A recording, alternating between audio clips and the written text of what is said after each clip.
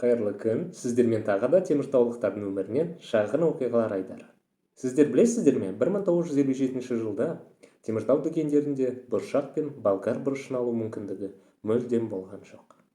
Тауарлар ассортименті қалаға Болгариядан келген жастармен бірге өзгере бастады. Өйткені бұршақ дақылдар Болгарияда ұлттық тағам ретінде өте танымал. Теміртауға келген болгарлар 110 орында 4 қабатты үйлерде тұрды. Айтпақшы, тек осындай үйлерді ғана Теміртау қаласында болгарка деп атайды. Болгариядан келген жігіттер мен қыздар қаламыздың өнеркәсіптік және әлеуметтік нысандарының құрылысында жұмыс істеді. Болгар жастарының өзіндік көркем өнерпаздар мен театр ұжымдары болды. Онымен қоса футбол командалары да болды. Болгарлардың жеңіл қолымен қаламызда велосипед спорты дами бастады және де алғашқы поэзия клубы ашылды.